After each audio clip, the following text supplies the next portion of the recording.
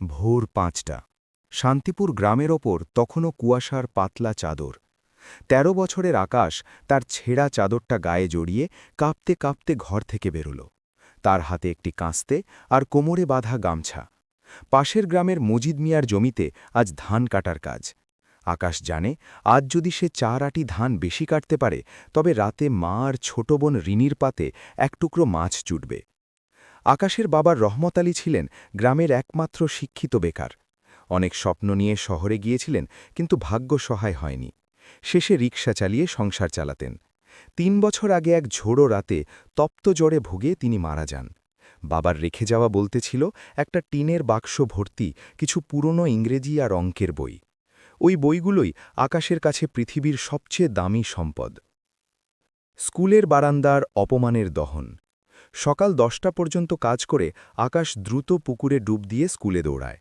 তার পরনে তালি দেওয়া সাদা শার্ট, যা এখন হলদেটে হয়ে গেছে। স্কুলের হেডমাস্টার মোশাররফ সাহেব আকাশকে খুব স্নেহ করেন, কারণ ক্লাসের সবচেয়ে কঠিন অঙ্কটা আকাশই সবার আগে মেলায়।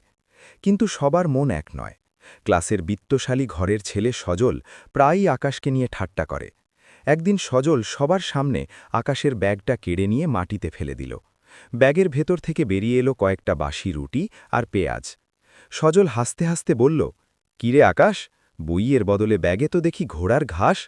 তুই তো বড় হয়ে ঘাসই কাটবি, স্কুলে এসে কেন বেঞ্চ দখল করিস? পুরো ক্লাস হেসে উঠল। আকাশের চোখে জল এলো না, বরং তার চোয়াল শক্ত হয়ে গেল। সে নিঃশব্দে মুটিগুলো তুলে ব্যাগে ভরল। সেদিন টিফিন পিরিয়ডে সে গাছতলায় বসে নিজের মনেই প্রতিজ্ঞা করল, একদিন এই হাতা গোটানো শার্টটাই আমার সাফল্যের পতাকা হবে। সংগ্রামের মধ্যরাত। আকাশের মা ফাতেমা বেগম পরের বাড়িতে ধান ভানেন। রাতে যখন সবাই ঘুমিয়ে পড়ে, আকাশ তখন একটা ভাঙা হ্যারিকেন নিয়ে বসে। কেরোসিনের দাম বেশি, তাই মা প্রায়ই বকা দেন।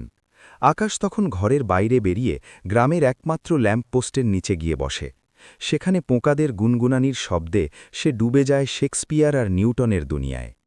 একবার গ্রামের মাতব্বর তাকে সেখানে দেখে উপহাস করে বললেন, কিরে নবাবের ব্যাটা, আলো জ্বালিয়ে কি উদ্ধার করছিস? কাল সকালে তো আমার গোয়াল ঘর পরিষ্কার করার কথা তোর। ঘুমিয়ে পড়, শরীর না টিকলে কামবা দিবি কি করে? আকাশ মাথা নিচু করে হাসল। সে জানত সূর্যের আলো দেখার আগে অন্ধকার সহ্য করতে হয়। দুর্যোগের ঘনঘটা। আকাশ যখন ১০ম শ্রেণীতে ছিল, তখন গ্রামে এক ভয়াবহ বন্যা এলো। বাঁধ ভেঙে শান্তিপুর গ্রাম তলিয়ে গেল। আকাশের সেই ছোট্ট কুঁড়েঘরটা পানির তোড়ে ঘষে পড়ল।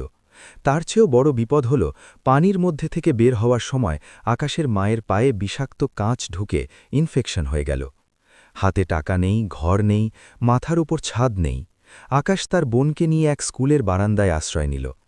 মায়ের চিকিৎসার জন্য সে তার বাবার শেষ স্মৃতি, পুরনো ঘড়িটা মাত্র ৫০০ টাকায় বিক্রি করে দিল।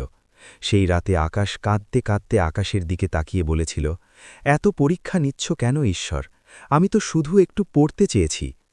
বন্যার পর স্কুল খুললে দেখা গেল আকাশের নাম খাতা থেকে কাটা হয়েছে, কারণ সে ৩ মাস বেতন দিতে পারেনি। হেডমাস্টার চেষ্টা করেও সরকারি নিয়মের বাইরে যেতে পারলেন না। আকাশ স্কুল ছাড়ল। গ্রামবাসী ভাবল একটি নক্ষত্রের পতন হল। পরের বছর আকাশ ১৮তে পা দিল। মা একটু সুস্থ হতেই সে ঠিক করল গ্রামে আর নয়, এই দারিদ্র্যের চক্র ভাঙতে হলে তাকে শহরে যেতেই হবে। মা তার আঁচলে বেঁধে রাখা শেষ ১০ টাকার নোটটি আকাশের হাতে দিয়ে বললেন, বাবা, সৎ থাকিস, আল্লাহ তোকে ফেরাবেন না। শহরে পৌঁছে আকাশ দেখল এক নিষ্ঠুর জগৎ। স্টেশনে রাত কাটানো, বাসি খাবার খেয়ে দিন পার করা, এটাই ছিল তার নিত্যসঙ্গী। অবশেষে সে এক বিশাল লাইব্রেরির সামনে গিয়ে দাঁড়াল। লাইব্রেরির নাম জ্ঞানপীঠ। সেখানে তার কাজ জুটল বই মোছা আর চা পরিবেশন করা। লাইব্রেরির সেই জাদুকরী রাত। লাইব্রেরির মালিক জনাব হারুনুর রশিদ ছিলেন একজন গম্ভীর মানুষ। তিনি লক্ষ্য করলেন আকাশ কাজ শেষ করে যাবার সময় প্রতিটি বই খুব মায়া দিয়ে ছুঁয়ে যায়। একদিন লাইব্রেরি বন্ধ করার সময় হারুন সাহেব চাবি ভুলে ভেতরে ফেলে যান। ফিরে এসে দেখেন লাইব্রেরির ভেতরে টিমটিমে আলো জ্বলছে। তিনি ভেতরে ঢুকে অবাক হয়ে গেলেন। মেঝেতে বসে আকাশ একটি বিদেশি বিজ্ঞানের জার্নাল পড়ছে এবং পাশে একটি কাগজে জটিল সব ক্যালকুলাস সমাধান করছে। হারুন সাহেব কাঁপা গলায় জিজ্ঞেস করলেন, এসব তুমি কোথায় শিখলে? আকাশ ভয়ে কুঁকড়ে গিয়ে বলল, স্যার, ভুল হয়ে গেছে, আমি শুধু একটু দেখছিলাম, আমার বাবা শিখিয়েছিলেন ছোটবেলায়। হারুন সাহেব আকাশের খাতাটা দেখলেন। তিনি নিজেই একজন অবসরপ্রাপ্ত অধ্যাপক। তিনি বুঝলেন এই ছেলেটির মাঝে এমন প্রতিভা আছে যা হীরাকেও হার মানায়। তিনি পরদিন আকাশকে বললেন, কাল থেকে তুমি এখানে ঝাড়ু দেবে না, কাল থেকে তুমি আমার সহকারী হিসেবে পড়াশোনা করবে, তোমার সব দায়িত্ব আমার। সাফল্যের শিখর ছোঁয়া। পরের কয়েক বছর ছিল আকাশের জন্য তপশ্চর্যার মতো। হারুন সাহেবের তত্ত্বাবধানে আকাশ ডাবল শিফটে পড়াশোনা করল।